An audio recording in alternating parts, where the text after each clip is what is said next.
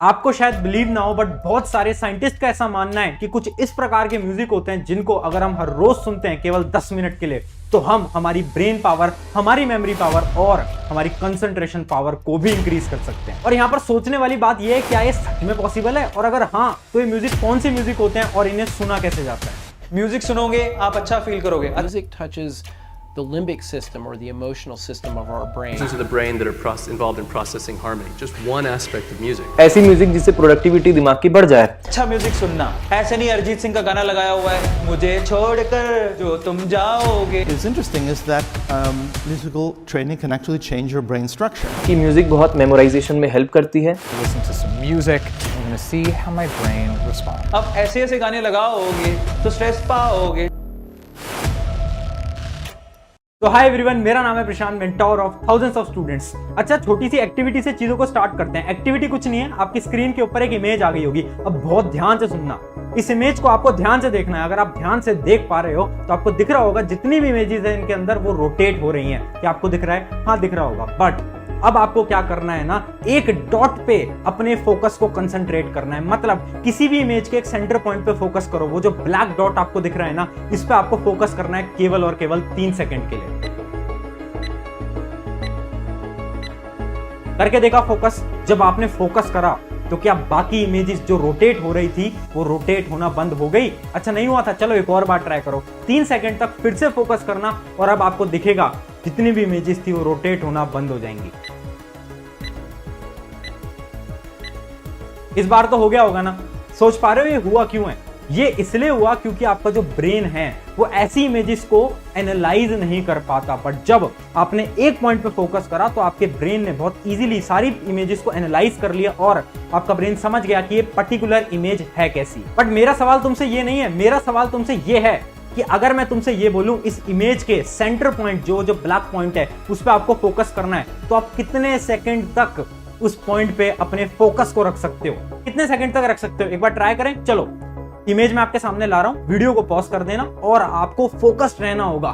देखते हैं कितने सेकंड तक आप कर पाओगे। जो भी आपका सेकंड निकले वो आपको वीडियो को पॉज करके कमेंट में आंसर लिखना है। ये सवाल मैंने तुमसे इसलिए पूछा क्योंकि 90% से भी ज्यादा लोग केवल 10 या तो 15 सेकंड तक उस पॉइंट पे फोकस कर पाएंगे, और शायद आप भी 10-15 सेकंड या तो 5 सेकंड या तो ज्यादा से ज्यादा 20 सेकंड तक फोकस कर पाओगे। उससे ज्यादा आप फोकस नहीं कर पाओगे। ऐसा हुआ क्यों? ऐसा इसलिए हुआ क्योंकि हमारी जो फोकस पावर है, जो कंसंट्रेशन पावर है, वो आज के समय पे खत्म हो चुकी है। और उसका रीजन तो शायद हम सबको पता है, जो कि है मोबाइल फोन। बट अगर हम आज से बहुत साल पहले जाएं तो एक योगा परफॉर्म की जाती थी, जिस योगा के अंदर जो कैंडल की जो फ्लेम होती है, जो आग होती है, उस पे 30 मिनट तक फोकस किया जाता था। आप इमेजिन करो उस समय पर लोग 30-30 मिनट तक फोकस कर लेते थे, और आज के समय पर हम केवल 10, 15, 20 सेकंड तक फोकस कर पा रहे हैं। इसका मतलब यह है कि हमारे फोकस पावर बिल्कुल खत्म हो चुकी है। बट डरने की बात नहीं है, आप अपने फोकस पावर को अभी भी इंक्रीज कर सकते हो कुछ म्यूजिक्स की मदद से। इस म्यूजिक का नाम है 40 हर्ट्ज बाइनोरियल बीट्स। अब इस म्यूजिक की पूरी चीजें समझाने से पहले इसके पीछे की साइंस समझते हैं। उस साइंस को समझने के लिए हमें समझना होगा law of vibration. The primary law is the law of vibration. That's a primary law of the universe. Everything in this room is moving. Nothing rests. This table's moving. It just appears to be still. The law of vibration decrees everything moves, nothing rests. Law of vibration को अगर मैं आसान शब्दों में समझाऊं, आसान भाषा में समझाऊं, अगर आप एक साइंस के स्टूडेंट नहीं हो तो आसान भाषा के अंदर लॉ ऑफ वाइब्रेशन ये कहता है जितनी भी इस दुनिया के अंदर जितनी भी चीजें हैं वो वाइब्रेट करती है एट अ सर्टेन फ्रीक्वेंसी। मतलब हर एक चीज की एक फिक्स्ड फ्रीक्वेंसी होती है। मतलब ये जो आपकी टेबल है, ये जो आपकी चेयर है, ये किससे बनी है? ये एटम से बनी है। एटम वाइब्रेट करते हैं। आपका जो दिमाग है वो किससे बना है? वो सेल से बना है। सेल किससे बना है? एटम से। तो एटम वाइब्रेट करते हैं। इसका मतलब इस दुनिया की कोई भी चीज हो वो वाइब्रेट करती है एक पर्टिकुलर फ्रीक्वेंसी पे। चलो इसी को मैं एक छोटे से एग्जांपल से समझाता हूं। एक सवाल मैं तुमसे पूछता हूं, तुम्हारा कोई ना कोई फेवरेट म्यूजिक तो जरूर होगा ना। मतलब हम सभी का एक फेवरेट म्यूजिक होता है जो कि हमें बहुत पसंद होता है। अगर मैं आपसे पूछूं आपका फेवरेट म्यूजिक कौन सा है, चलो तुम कमेंट में भी मुझे बता सकते हो भी। बट हर एक इंसान का एक फेवरेट म्यूजिक तो होता ही है। अगर मैं तुमसे ये पूछूं ये आपका फेवरेट म्यूजिक है क्यों, व्हाई, तो आपका जवाब क्या होगा? कि शायद मुझे उसकी लिरिक्स बहुत पसंद है, राइट? मुझे उसके म्यूजिक बहुत पसंद है, राइट? बट ये दोनों आंसर बिल्कुल गलत है। वो म्यूजिक आपको इसलिए पसंद है क्योंकि उस म्यूजिक की वाइब्रेशन आपकी वाइब्रेशन से मैच होती है। हाँ, सुन के बहुत शौक लगा होगा, कंफ्यूज हो गए होगे, ये क्या बात बोल दी, वाइब्रेशन मैच कर रही है। टेंशन मत लो, इसको और आसान एग्जांपल से समझते हैं। आपकी स्क्रीन के ऊपर अब एक वीडियो प्ले हो गई होगी। इस वीडियो में अगर आप ध्यान से देख पा रहे हो तो ये इंसान अपने गले से कुछ साउंड निकाल रहा है और उस साउंड से कांच का ग्लास टूट सकता है। अब आप सोच रहे होगे क्या ये कोई मैजिक है या फिर इसके पीछे साइंस है? ऑब्वियस सी बात है, इसके पीछे एक साइंस है और ये साइंस है लॉ ऑफ वाइब्रेशन की।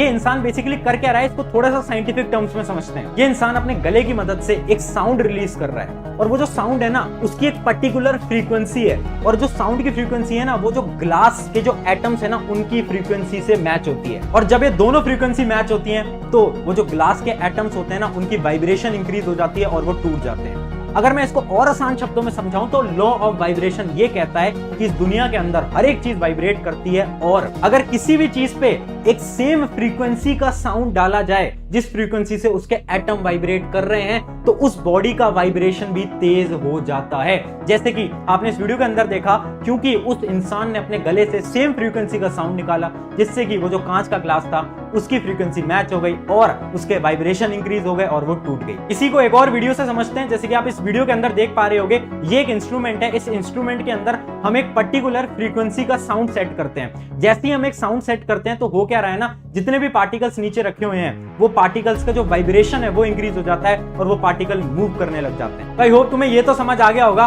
कि जो लॉ ऑफ वाइब्रेशन है होता क्या है। बट ये मैं तुम्हें क्यों समझा रहा हूं? मैं तुम्हें इसलिए समझा रहा हूं क्योंकि वो जो हमने स्टार्टिंग में बात करी थी ना 40 हर्ट्ज बाइनोरियल बीट्स, वो भी इसी कॉन्सेप्ट पे काम करती हैं, लॉ ऑफ वाइब्रेशन पे ही काम करती है। It's very clear that binaural beats of 40 hertz can shift the brain into a heightened state of focus and cognition. There are other frequencies that are interesting, but 40 hertz binaural beats, there's the most quality research on. Binaural beats are best accomplished by feeding two different frequencies to the two ears. So if you're going to use binaural beats, which should definitely be used with headphones. जैसे कि imagine करो आप earphone लगाते हो और 40 hertz बाइनोरियल beats के song को अपने ईयरफोन में चला लेते हो, तो उससे होता क्या है ना, जैसे ही आप उन सॉन्ग को ऑन करते हो, प्ले करते हो, तो वो जो सॉन्ग है ना आपकी ब्रेन की फ्रीक्वेंसी से मैच कर जाते हैं, जिसकी वजह से आपकी ब्रेन की कुछ वेव्स जनरेट होती हैं। और वो जो वेव्स होती हैं, जैसे कि कुछ वेव्स का मैं नाम भी आपको बता देता हूं, डेल्टा, अल्फा, बीटा, इस प्रकार की कुछ वेव्स होती हैं। अब इसके साइंटिफिक टर्म्स के अंदर हम ज्यादा नहीं जाएंगे, बट अगर मैं ऊपर से समझाऊं ना तो जितनी भी ये जो वेव्स होती है ना जो आपकी ब्रेन से रिलीज होती है, ये आपको स्ट्रेस फ्री करती हैं, आपको कंसंट्रेटेड करती हैं। मतलब बेसिकली ये जो म्यूजिक है ना कर क्या रहा है ना, आपकी जितनी भी स्ट्रेस है आपके दिमाग की इसको रिलीज कर सकता है और आपको कंसंट्रेटेड कर सकता है। तो आपको करना कुछ नहीं है, आपको YouTube पे जाना है 40 हर्ट्ज बाइनोरियल बीट्स, मैं लिंक भी दे दूंगा डिस्क्रिप्शन के अंदर। सॉन्ग्स को आपको सर्च करना है और जब भी आप डिमोटिवेटेड होते हो, इमेजिन करो आज आपका पढ़ने का मन नहीं कर रहा, इमेजिन करो आज आपका कोई काम करने का मन नहीं कर रहा, आपका कंसंट्रेशन नहीं हो रहा, जो कि हर एक स्टूडेंट के साथ होता ही है। जैसे कि मैंने स्टार्टिंग में दिखाया था कितनी बड़ी प्रॉब्लम है कि हम चीजों पे कंसंट्रेट नहीं कर पाते।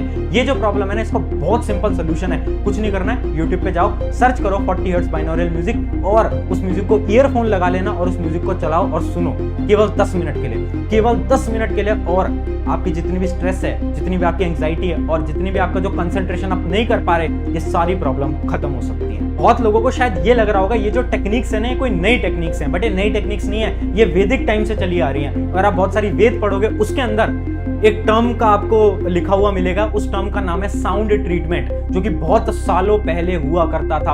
उस साउंड ट्रीटमेंट के अंदर क्या होता था ना, जो पेशेंट होते थे ना जिनको कुछ बीमारियां हो जाती थी, उन पेशेंट को कुछ अलग टाइप का म्यूजिक सुनाया जाता था। उस म्यूजिक की मदद से वो जो पेशेंट है ना उस बीमारी से ठीक हो जाता था।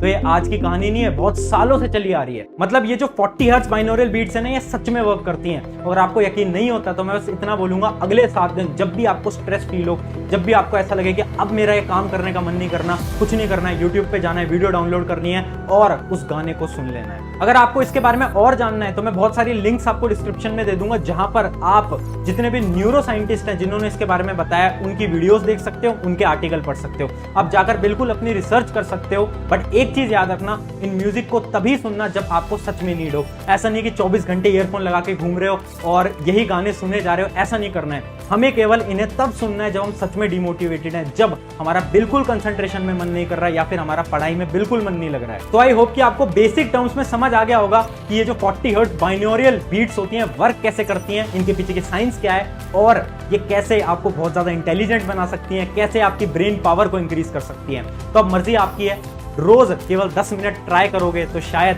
आप भी वो जो टॉपर की कैटेगरी है उसके अंदर आने लग जाओगे। ऑन दिस नोट, शुक्रिया एवरीवन, मेरा नाम है प्रशांत। अगर आपको वीडियो अच्छी लगी है तो मैं ये तो नहीं कहूंगा कि चैनल को सब्सक्राइब करो, वो आपकी मर्जी है, बट अपने एक दोस्त के साथ इस वीडियो को जरूर शेयर कर देना ताकि उसकी भी मदद हो पाए। ऑन दिस नोट, शुक्रिया एवरीवन, मिलते हैं नेक्स्ट वीडियो के अंदर।